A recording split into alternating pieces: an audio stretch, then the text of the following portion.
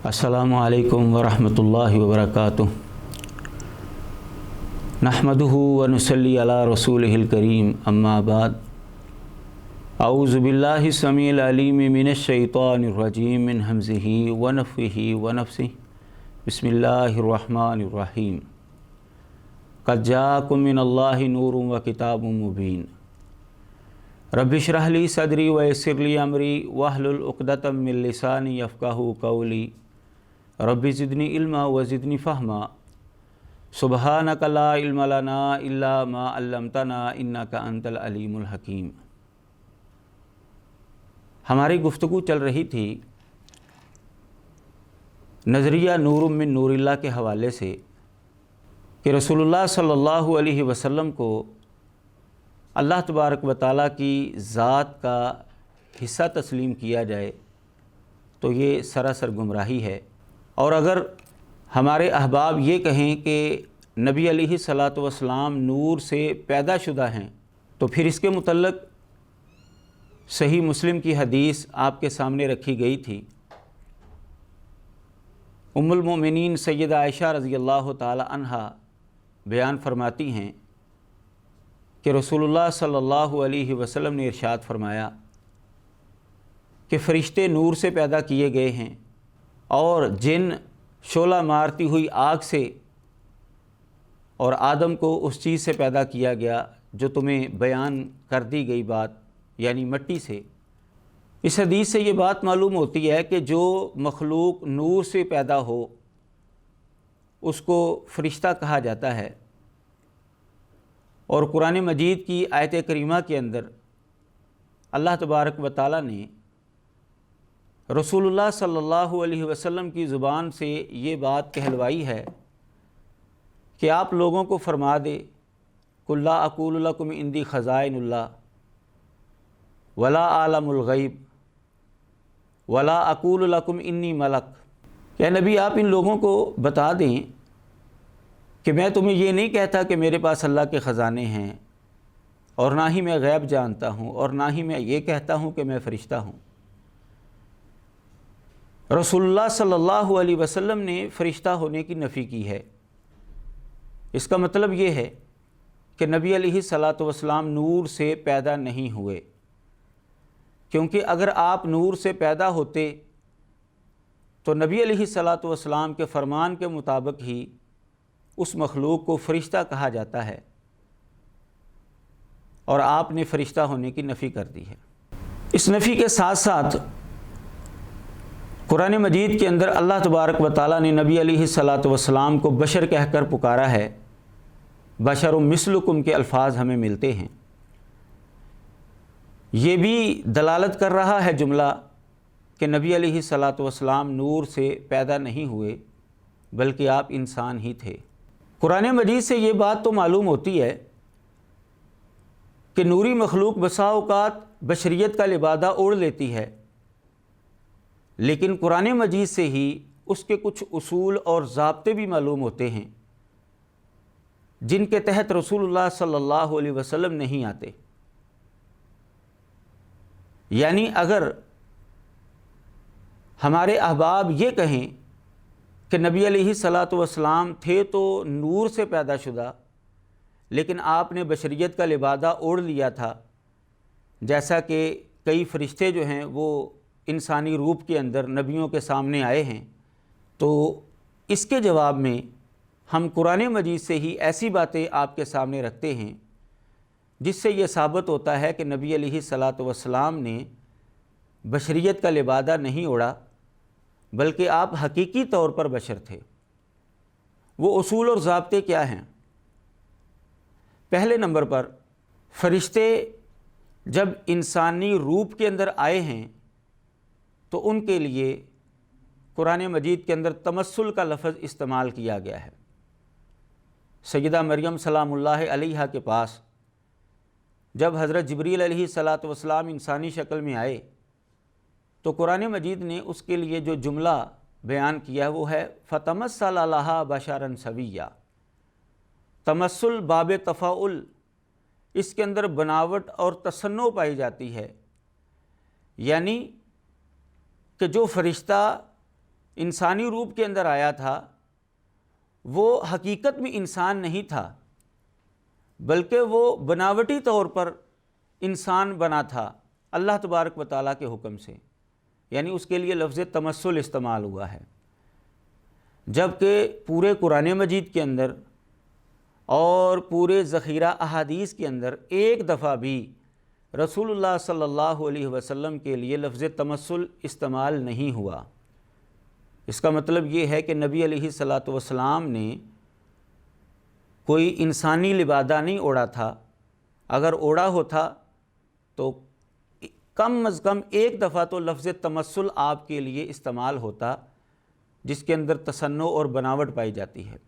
دوسری چیز جو قرآن مجید سے ہمیں معلوم ہوتی ہے کہ جب نوری مخلوق بشری لبادے کے اندر دنیا میں آئے تو اس کے باوجود وہ بشری ضروریات سے مبرہ ہوتی ہے، اس کو بشری حاجات نہیں ہوتی، جیسا کہ قرآن مجید کے اندر اللہ تبارک و تعالیٰ نے ابراہیم علیہ الصلاۃ والسلام کا واقعہ بیان کیا ہے کہ جب ان کے سامنے فرشتے انسانی شکل کے اندر آئے تھے تو انہوں نے انسان سمجھ کر ان کے سامنے بنا ہوا بچڑا جو ہے وہ پیش کیا، دعوت کی ان کے سامنے کھانا رکھا، لیکن انہوں نے کھانا نہیں کھایا۔ اس کا مطلب یہ ہے کہ نوری مخلوق اگر بشریت کے لبادے میں آئے، اس کے باوجود انسانی حاجات سے وہ مبرہ ہوتی ہے، جبکہ رسول اللہ صلی اللہ علیہ وسلم اگر نوری مخلوق ہوتے اور بشریت کے لبادے میں آئے ہوتے تو آپ کبھی بھی انسانی حاجات کے محتاج نہ ہوتے، جبکہ ہم دیکھتے ہیں کہ آپ کھانا بھی کھاتے تھے، آپ پانی بھی پیتے تھے، آپ سوتے بھی تھے، آپ جاگتے بھی تھے، اور اسی طرح آپ کو زخم بھی آتے تھے، اور دیگر حوائج انسانیہ جو ہیں وہ آپ کو لاحق ہوتے تھے۔ تو یہ اصول بھی بتاتا ہے کہ رسول اللہ صلی اللہ علیہ وسلم کی حقیقت بھی بشری تھی، جیسا کہ ظاہری طور پر وہ بشر تھے، اسی طرح آپ کی حقیقت بھی بشری تھی۔ جب آپ یہ دلیل پیش کریں گے تو یہ دوست آپ کے سامنے قصہ ہاروت اور ماروت جو ہے وہ پیش کر دیں گے کہ دیکھیں جی وہ بھی تو دو فرشتے تھے، انسانی شکل میں آئے تھے اور وہ کھاتے پیتے بھی تھے، اور انہوں نے کئی ایسے معاملات کیے جو انسان کے ساتھ تعلق رکھنے والے ہیں۔ تو میرے بھائی یہ قصہ جو ہے رسول اللہ صلی اللہ علیہ وسلم سے اس طرح قطعاً جو ہے وہ نہیں ملتا۔ یہ ضعیف اور من گڑت روایات کے اندر آپ کو یہ قصہ ملے گا اس طرح کا۔ یہ تو ٹھیک ہے کہ قرآن مجید میں یہ بات آئی ہے کہ ہاروت اور ماروت جو تھے یہ دو فرشتے تھے اور انسانوں کی آزمائش کے لیے اللہ تعالیٰ نے ان کو بھیجا تھا، لیکن کیا وہ انسانی حاجات کے محتاج ہو گئے تھے؟ حوائج انسانیہ کی ان کو ضرورت پڑتی تھی؟ یہ قرآن مجید کے اندر موجود نہیں ہے، یہ تفسیروں کے اندر آپ کو ملے گا، اور وہ باتیں رسول اللہ صلی اللہ علیہ وسلم سے قطعاً ثابت نہیں ہیں۔ اس لیے اس کو دلیل بنانا یہ ہرگز درست نہیں ہے۔ تیسری چیز جو ہمیں قرآن مجید سے اصولی طور پر ملتی ہے وہ یہ کہ اللہ تبارک و تعالیٰ نے انسانوں کے لیے یہ رشتہ داری کا سلسلہ رکھا ہے، حسب و نسب رشتہ داری اور نبوت کا ملنا، یہ انسانوں کے اندر سلسلہ رکھا ہے۔ جو نوری مخلوق ہے اللہ تبارک و تعالیٰ نے ان کے لیے نہ تو نبوت کا مسئلہ رکھا ہے اور نہ ہی رشتہ داری اور سسرال اور تعلق داری، اس طرح کی کوئی چیز اللہ تعالیٰ نے اس کے لیے نہیں رکھی۔ قرآن مجید میں اللہ تبارک و تعالیٰ فرماتے ہیں سورۃ آل عمران کے اندر، ما کان لبشر ان یؤتیہ اللہ الکتاب والحکم والنبوۃ ثم یقول للناس کونوا عبادا لی من دون اللہ ولکن کونوا ربانیین۔ اللہ تعالیٰ فرماتے ہیں کسی بشر کے لیے یہ لائق ہی نہیں ہے کہ اللہ تبارک و تعالیٰ اس کو کتاب دے دے، حکم دے دے اور نبوت دے دے، پھر لوگوں کو کہے کہ تم اللہ کو چھوڑ کر میری عبادت کرو۔ بلکہ وہ تو یہ کہتا ہے کہ رب والے بن جاؤ۔ یعنی اللہ تعالیٰ جس بشر کو نبی بناتا ہے وہ اللہ تبارک و تعالیٰ کا پیغام لوگوں تک پہنچاتا ہے، اللہ کے بندے بناتا ہے لوگوں کو، نہ کہ وہ اپنی عبادت کی دعوت دیتا ہے۔ قرآن مجید کی سائے سے یہ بات معلوم ہوتی ہے کہ اللہ تعالیٰ نے نبوت کا سلسلہ بشر کے اندر رکھا ہے۔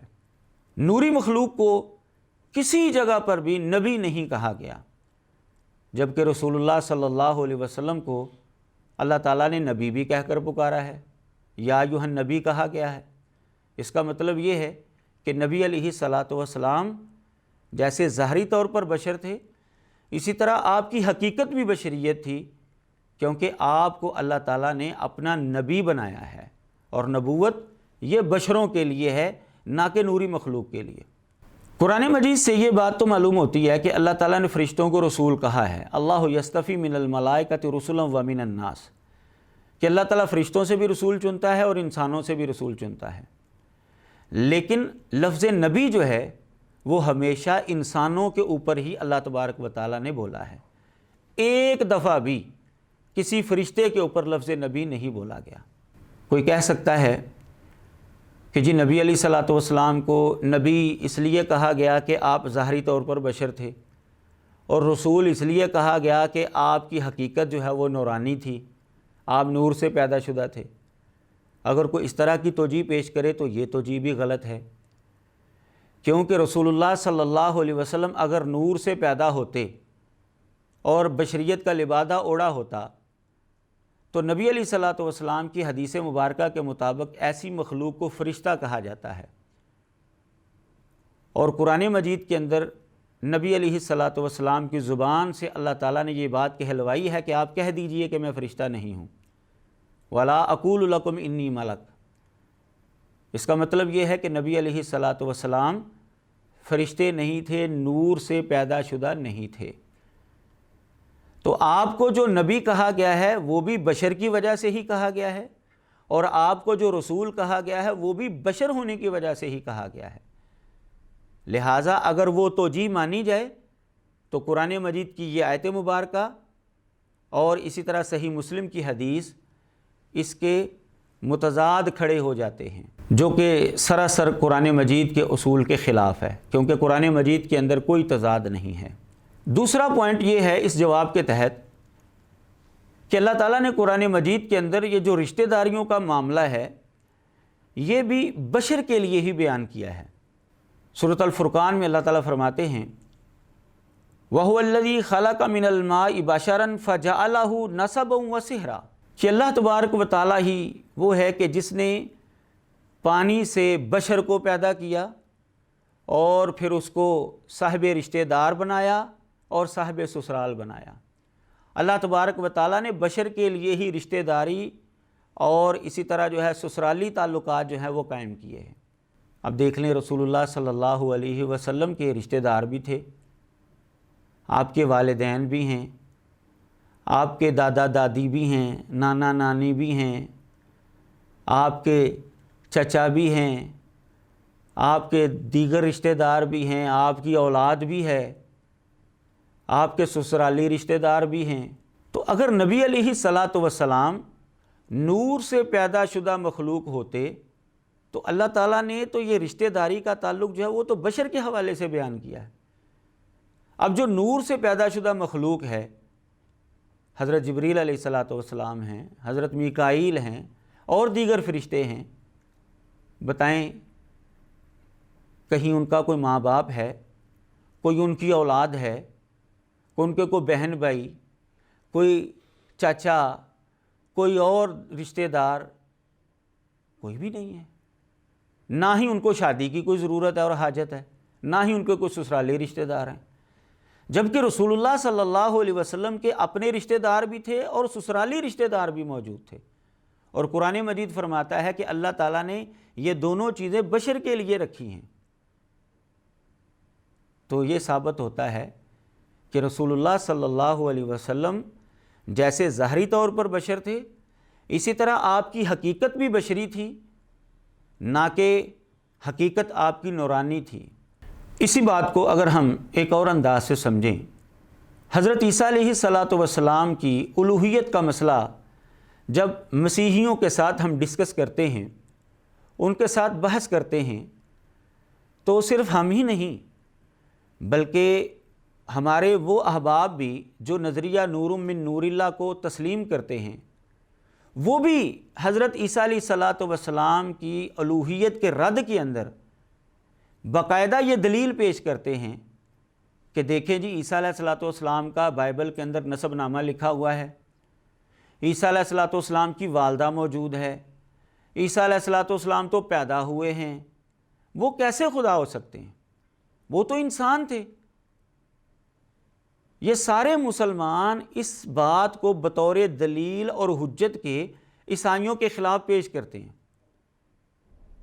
اور یہ ثابت کرتے ہیں کہ عیسیٰ علیہ السلام خدا نہیں ہو سکتے، بلکہ وہ تو انسان تھے، کیونکہ ان کے رشتہ داری موجود تھی، ان کا نسب نامہ موجود ہے، ان کی والدہ موجود ہے، وہ پیدا ہوئے ہیں۔ اب جب عیسائیوں کے مقابلے میں اس دلیل سے حضرت عیسیٰ علیہ السلام کا انسان ہونا سارے مسلمان ثابت کرتے ہیں، تو یہ خصوصیات تو رسول اللہ صلی اللہ علیہ وسلم کے اندر بھی پائی جاتی ہیں۔ آپ بھی پیدا ہوئے ہیں، آپ کے والدین بھی ہیں، آپ کا حسب و نسب بھی ہے، سارے معاملات آپ کے اسی طرح کے ہیں، تو پھر یہ کیسے ممکن ہے کہ نبی علیہ السلام نوری مخلوق ہوں؟ وہی دلیل عیسیٰ علیہ السلام کے حوالے سے پیش کر کے سارے مسلمان ان کو انسان ثابت کرتے ہیں، اور اگر وہی چیز نبی علیہ السلام کے اندر پائی جائے تو کیا وہ انسان ثابت نہیں ہوتے؟ وہ کیسے بشریت سے نکل جاتے ہیں؟ وآخر دعوانا ان الحمد للہ رب العالمین۔